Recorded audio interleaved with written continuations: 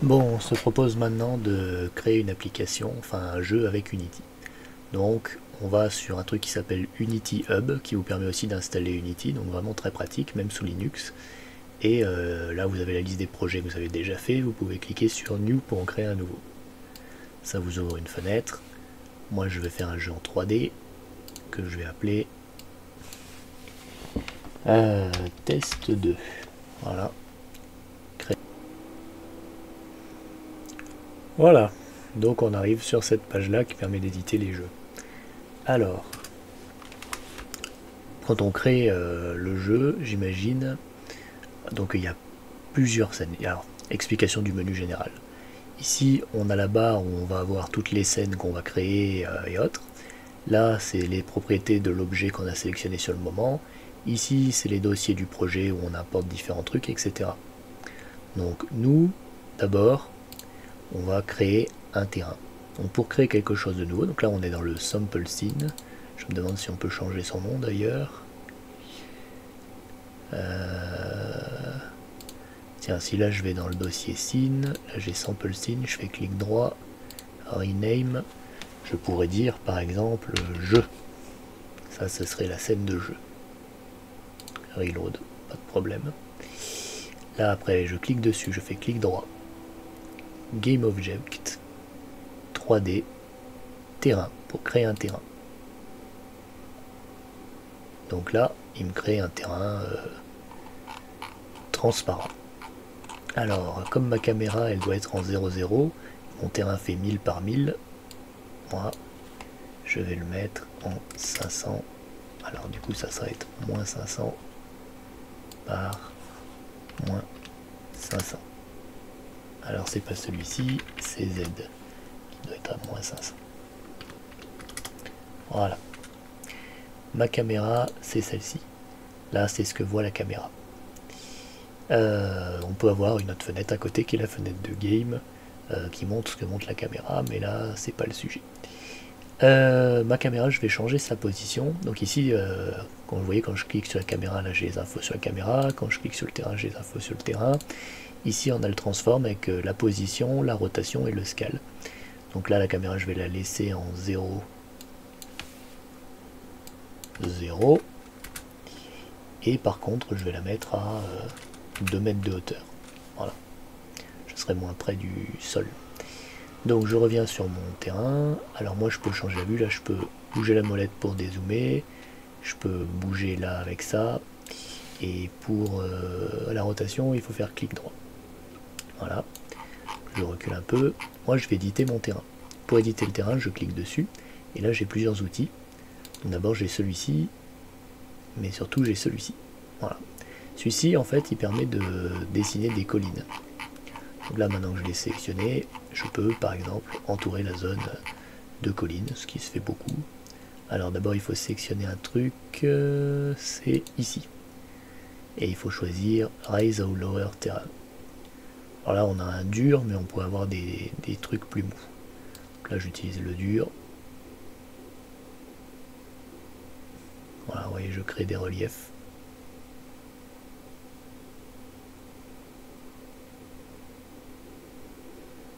Voilà.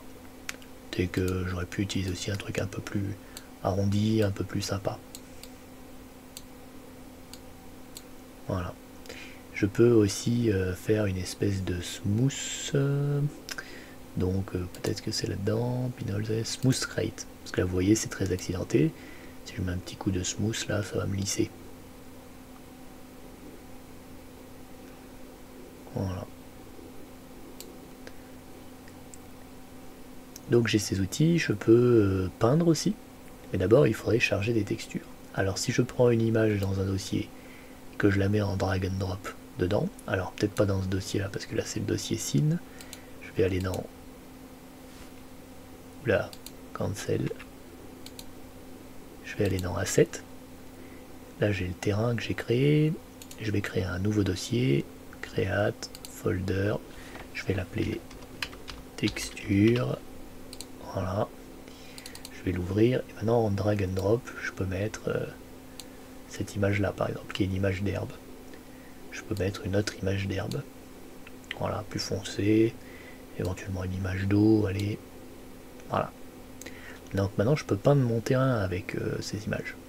Donc je clique sur mon terrain, et là, dans les outils, au lieu de Smooth Right ou Razor Lower, je vais mettre Paint Texture.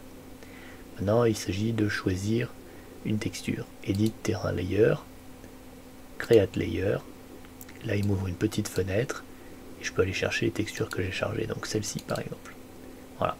La première texture chargée, elle est mise partout par défaut. Alors, notez que ça, c'est ce que voit la caméra, vous voyez, c'est déjà assez joli. Maintenant, je peux dessiner d'autres trucs. Par exemple, je peux reprendre Edit Layer, Create Layer, et ce coup-ci, sélectionner l'herbe foncée. Voilà. Donc là, je sélectionne l'herbe foncée, et je peux peindre avec mon outil Smooth dessus. Donc là, voilà, il me peint mon herbe. Là, voilà. Je peux en mettre partout. Je peux faire la même chose avec l'eau, hein, donc remonter ici, Edit, Create Layer, là je sélectionne l'eau, tac, et puis je peux mettre de l'eau. Voilà. Donc là pareil, je peux vous montrer la vue. Là j'ai remis de l'herbe foncée par-dessus, on voit l'eau, on voit. C'est assez bien fait. Ensuite je peux, alors j'aurais pu mettre n'importe quelle texture évidemment, ensuite je peux essayer de mettre des arbres. Donc pour ça, je peux aller chercher un mesh d'arbres. Donc il se trouve que j'en ai dans ce dossier. Et donc j'ai un truc qui s'appelle Low Poly Tree Sample 3.fbx. Voilà, je le mets dedans. Là du coup il est dans texture, c'est pas très pratique, mais bon. Et là, c'est la même chose. Je vais pouvoir prendre cet arbre. Et alors je peux le drag and dropper comme ça, manuellement, pour les placer. Donc là, si je vous montre la caméra, on voit un de ces arbres ici. Sachant que j'aurais pu mettre n'importe quoi, des maisons, ce que je veux. Juste, il faut que ce soit un mesh. Ou je peux utiliser un outil du terrain. Donc je clique sur le terrain. Et là, je vais aller dans cette partie-là, qui pourra mettre les arbres. No tree definited, edit tree, add tree. Il m'ouvre cette petite fenêtre. Non game object. Je clique sur le petit rond. Et je sélectionne mon arbre. Add. Après il apparaît ici, donc je peux sélectionner. Et là avec cet outil maintenant, je peux placer des arbres, quoi. Alors là il y en a beaucoup, hein, si je fais comme ça. Je vais en mettre moins. Je vais augmenter la taille de la brosse. Je vais diminuer la densité, je peux mettre des randoms sur la taille, etc. Je peux même faire varier un peu la couleur. Voilà. Voilà. Là, je peux mettre des arbres comme ça. Partout. Voilà. Alors là, ils apparaissent en bleu. C'est pour économiser la puissance de calcul. Mais si je vais au niveau de ma caméra, on voit, là, il y en a un peu partout. Donc tout ça, c'était pour le terrain. Maintenant, on va voir comment mettre des objets et leur fixer des propriétés. Donc, une fois que j'ai fini avec ça, je peux le désélectionner. Je peux créer un nouvel objet. Donc en faisant clic droit, Game Object, 3D Object, par exemple, cube. Donc là, on a créé un cube. Et on voit ces options ici. Donc il est très loin, il est là-bas. Il est en 0,0. Je pourrais le monter un peu en hauteur pour qu'on le voit mieux. Le mettre à 1 mètre de hauteur par exemple. Je pourrais m'assurer qu'il soit un petit peu plus loin peut-être pour qu'on le voit mieux. Voilà, on va mettre même 5 mètres. Voilà. Donc là si je vous mets la caméra, on voit il est 5 mètres devant la caméra. Tous les objets que vous créez, vous pouvez leur ajouter des composants qui vont avoir une influence sur leur comportement. Et donc en fait ces composants ils sont là. Une fois que vous avez sélectionné votre objet, donc là j'ai sélectionné mon cube, je peux cliquer sur Add Component. Donc une fois que j'ai cliqué sur Add Component, il me crée une petite fenêtre que évidemment je ne peux pas vous montrer. Alors si je le décale ici peut-être, ok. Alors, qu'est-ce que j'ai foutu? Ah là, c'est bon. Donc, si je clique sur Add Component, bon, il me crée une petite fenêtre que vous pouvez pas voir, c'est malheureux. Et vous pouvez choisir dedans différents types de trucs. Et dans ces trucs, vous avez par exemple un qui est très utile, qui s'appelle Rigid Body. Donc vous pouvez taper Rigid Body et le sélectionner. Voilà. Donc là, j'ai rajouté un Rigid Body sur mon cube. Quelle influence ça va avoir? Ça va faire que maintenant cet objet, donc ce cube, il va avoir un comportement physique, c'est-à-dire il va tomber avec la gravité, il pourra se cogner à d'autres objets, etc. Pour tester le jeu, il suffit de cliquer sur le play et de regarder ce qui se passe sur cette fenêtre.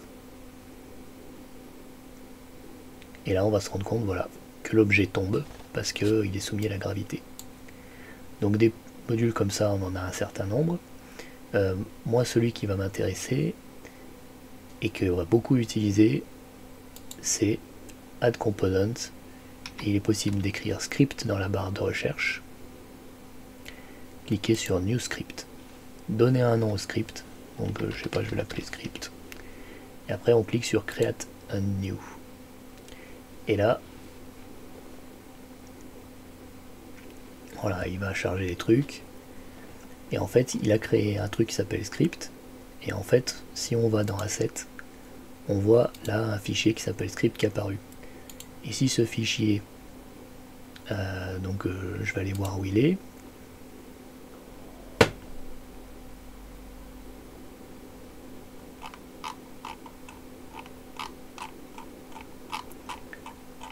Là, je zoome pour passer le temps. Voilà, donc là il m'a ouvert un dossier où je peux voir mon script qui est là. Si je l'ouvre avec un éditeur de script ou simplement avec le Visual Studio ou je sais pas quoi, qui s'ouvre automatiquement sur Windows, on arrive sur un programme en C#. C'est très simple. Dans cette fonction, on met tout ce qui se passe pour initialiser l'objet. Dans cette fonction, tout ce qui se passe à chaque frame. On peut aussi créer de nouvelles fonctions en plus qui vont changer son comportement. Donc la façon de programmer ça, vous allez le voir dans des vidéos ultérieures et spécialisées pour montrer les différents types de trucs qu'on peut faire.